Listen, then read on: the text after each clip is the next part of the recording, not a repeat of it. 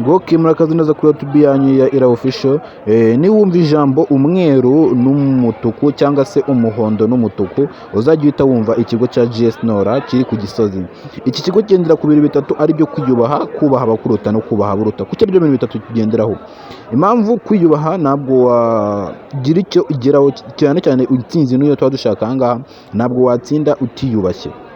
Tukivuyeho icya kabiri kubaha abakuruta tuba tuvuga abayobozi, ababyeyi, nawe urimo, nyine buri muntu wese ukurusha imyaka n'umuntu ukurusha uburambe mu kazi ugomba kumwubaha. Nacyo tukivuyeho tugeze ku cyo bita kubaha noneho aburuta, noneho kubaha aburuta ni guhera ku myaka nyine mike cyane, nyine buri muntu wese uruta ugomba nawe kumwubaha.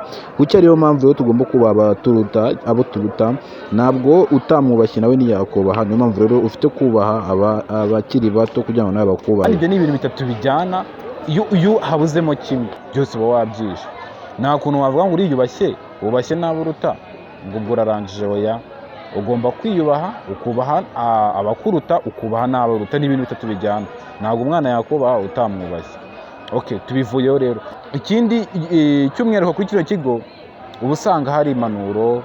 Ntabwo wagenda muri metero 5 utarabona impanuro. Reka mbasomene cyangwa se mbabwire imwe mu mpanuro twe dufite.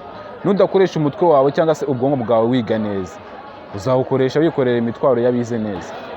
Cyangwa se nudakoresha umutwe wawe wiga neza, uzawukoresha nyine ufasha babandi bize neza kugera ku nzozi zabo. Wabyumvishe? Izo ni zimwe mu nama cyangwa se mu mpanuro twagiye duhabwa n'abayobozi bacu. Hari noneho ikiza cya kino kigo, ikindi babwiyeho, murabizi ko ari ibigo bya leta byinshi bitagira trip cyangwa se urugendo shuri. Twebwe dore nk'aho muri kureba ku mafoto, twagiye dukora ingendo nyinshi tugaragaza impano, tujya muri expo, benshi mwagiyemo, gusa hari n'abandi batazigiyemo. Tureba ibyo tutazi, dore ko hari n'umwe mu banyeshuri wagaragaje impano akaturirimba indirimbo, nawe ndaje nyibakiremo mu kanya muyumve n'indirimbo nziza cyane. Muri makeya, wowe ushaka kwiga wakaza tukigana kuri iki kigo, dore ko nanjye aricyo ngiye gukomerezaho. Ni ikigo nyine gifite abarimu beza cyane. Reka rero dusoze gutya rero mbabwira ati iki ni ikigo cyiza cyane. Bikabaze bumvishe imwe mu ndirimbo cyangwa se imwe mu mpano yaje kuba igaragara mu banyeshuri cyangwa muri iki kigo, yagaragajwe n'umunyeshuri bamwita Innocent cyangwa se Bamo. Eka muyumve rero, icyo musa nta kindi ni kudukurikirana, mukora subscribe, share na comment. Nihangane urusaku rwaje kuba rwaraga muri iyi video. Ndabakunda cyane, yari Iradukunda Jiva kuri YouTube channel yanyu ya Ira Official. Ndababwiza ukuri, nagutembera ntako bisa. Njye babwira disi twakoze travel turi nk'abashu, turi abanyeshuri benshi guturuka muri GS Nora.